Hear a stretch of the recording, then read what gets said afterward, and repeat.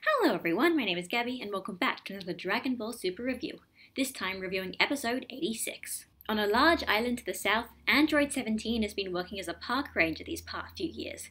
He's got a wife and children and is even stronger than he used to be. Goku successfully finds him and tries to recruit him for the tournament, but even after finding out the true stakes, 17 declines the invite, explaining if that's how the way things are, then there's no point in fighting it. Meanwhile, a mysterious spaceship heads toward Earth. So, what did I like about this episode? Well, first of all, I just gotta say, I actually really enjoyed the visuals in this episode. Honestly, just taking it all on face value, it was kind of very almost by the numbers episode. Goku finds 17, Goku goes and tries to fight with 17, Goku fights with 17, and then Goku tries to recruit him for the tournament, he says no. It's honestly very by the numbers, but the way they handled the visuals, I think made it honestly really elevated and made it look like it was something very special. It felt like they were being very creative with their uses of shots and camera angles and different scenery and environments. It wasn't just randomly them in a random scenery. It felt like they were putting a lot of effort into how they were making all these shots and where they were doing things and what kind of scenery was going on. In particular, the fight between Goku and 17. I think, it could have just been a random fight, and even if it wasn't well animated, it could have just been a random fight, but I think they really elevated it by,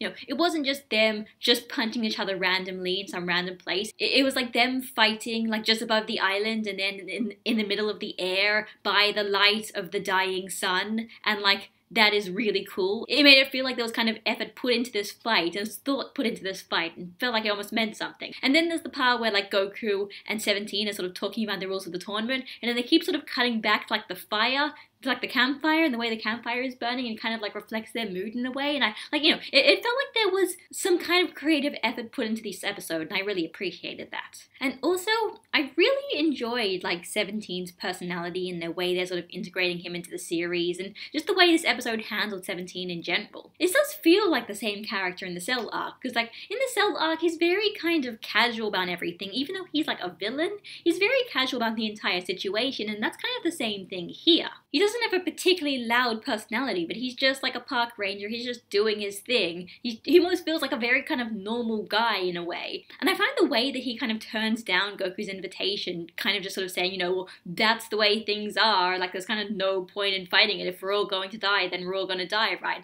I just found that really fascinating because, you don't really see characters acting like that. Normally it is just oh my god, no, I need to go and protect my family and my wildlife and my everything. But here it kind of felt like there was a bit almost more kind of moral ambiguity there. 17 isn't going to immediately do the right moral obvious choice. He has other ideas of things. It feels like there's a bit more going on there. Not to mention, it actually gives Goku a little bit of conflict there. This isn't just everyone is just going to immediately go to the tournament and is just ready and willing to fight no matter what just because Goku tells them. Even if they find out the world is in danger, yeah, they might not be willing to fight. And here Goku has to find some way to deal with it. It makes it a bit more interesting than just oh hey 17, do you want to fight? And then 17 says, yeah, sure, I'll fight. I mean, they kind of did this with Vegeta as well, and that Vegeta had to deal with the whole bra being born before he could join, but here it's it is very much his own character has his own conflicts and his own motivations that's stopping him from joining the fight, and now they're gonna have to find a way to deal with that, and yeah,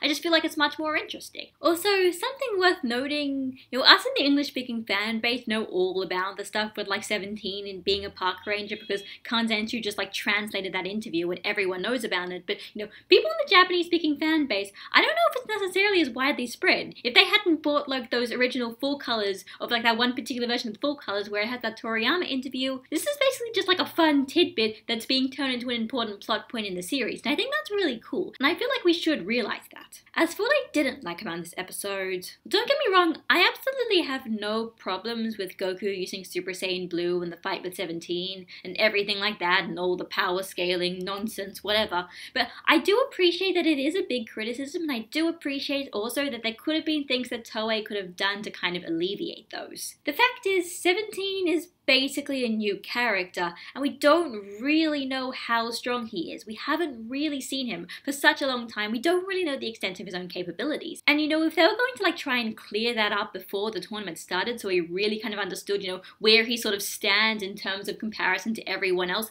they could have done it this episode. But honestly, Toei decided to be a bit kind of intentionally vague about everything. Sure, Goku does use his strongest form against 17, but then he also says that 17 is holding back, and then 17 says that Goku is holding back. And like, on the one hand, I appreciate that, like, you know, they're trying to sort of save all their best stuff until the tournament. They're not playing all their cards now. But on the other hand, it is making everyone very confused as to, like, is 17 suddenly, like, as strong as Goku right now, or is he not? Is Goku, how much was Goku holding back? You know, how much stronger is 17 than when he was before? Because it seems like he's stronger than he was before, but you know, how much stronger and blah blah blah, you know. And if they were a bit more clear with that, I think it would have stopped a lot of the criticisms that this episode has been getting. As for next episode, space poachers. No, really, space poachers. That's it. Space poachers are coming. They're going to kidnap the animals, and now Goku and 17 are going to have to team up to stop them. Honestly, I'm kind of sort of rolling my eyes there because, like, you know, that feels very uncreative. Like, oh yeah, 17's a park ranger, so what are we going to do? Just space poachers. But